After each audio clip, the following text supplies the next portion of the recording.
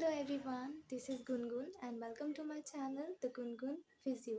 So today in this video I will talk about that why I have chosen BPT not MBBS. So let's get started. Firstly, I will talk about my 12th and 11th history. Yes, history. So in my 12th, after passing out from my 12th, I'm blank that what now next I have to do.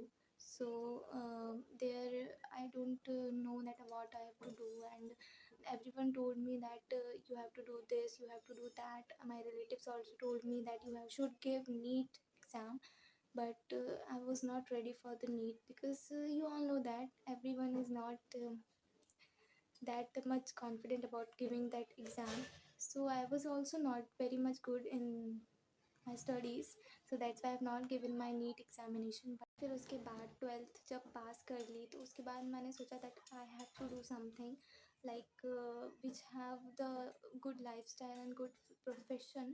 बहुत search किया मैंने Google पे YouTube पे, तो मुझे जब search किया था तो समझ आया कि जो बीपीटी सब्जेक्ट है, जो हमारा एमबीबीएस, नॉट ओनली एमबीबीएस से हटकर भी हमारे बहुत सारे सब्जेक्ट होते हैं, जो कि हमारे मेडिकल फील्ड में बहुत सारे सब्जेक्ट्स होते हैं, जैसे कोर्सेज होते हैं जो कि हम बिना नीट के भी कर सकते हैं।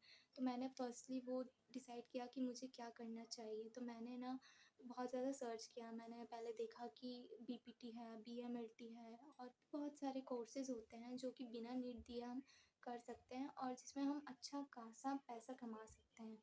जिन लोगों ने भी अभी 12th पास आउट करा है हाल ही में, तो उन लोगों को डरने की ज़रूरत नहीं है, क्योंकि मैं भी एक फ़र्स्ट ईयर की स्टूडेंट हूँ और मैंने अभी एडमिशन लिया है बीपीटी फ़र्स्ट ईयर में। सो मैं भी अभी बहुत भटकते आई हूँ, क्योंकि 12th के बाद कुछ समझ नहीं आता है क्या करना है क्या नहीं करना है, ख़ासकर उन लोगों का जो कि कॉम्पिटिटिव एग्ज़ाम्स नहीं दे रहे हैं। तो उन लोगों का बहुत ज़्यादा कन्फ्यूजन होता है कि हमें आगे क्या करना चाहिए।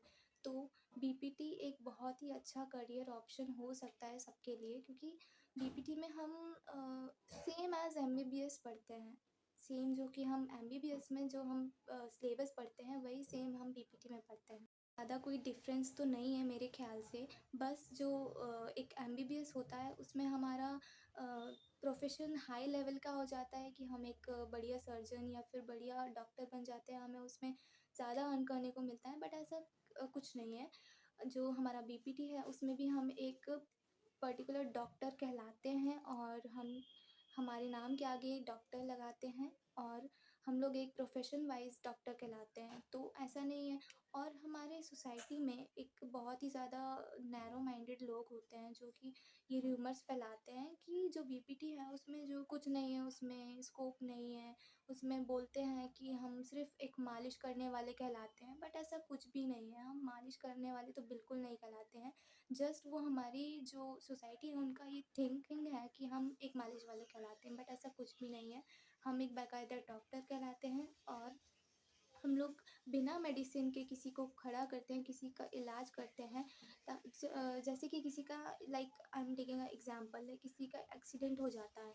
अब वो सीरियस एक्सीडेंट के बाद उसकी सर्जरी होती है। अब सर्जरी के बाद बेचारा वो चल नहीं सक रहा है, उसको मतलब चलने में प्रॉब्लम हो रही है। तो जो हम फिजियोथेरेपिस्ट होते हैं, हमारा काम क्या रहता है कि हम उनको मूवमेंट्स कराएं, हम उनको उनकी सर्जरी के बाद उनको चलना सिखाएं, उनके पैरों पे खड़ा होना सिखाएं। तो वो होता है एक फिजियोथेरेपिस्ट का रोल, जो कि हम पूरा करते हैं। सो like it is very good ना कि हम किसी को चलना सिखा रहे हैं, हम किसी को लाइक पैरों पे खड़ा कर रहे हैं उनकी इतनी सारी जर्नी के बाद।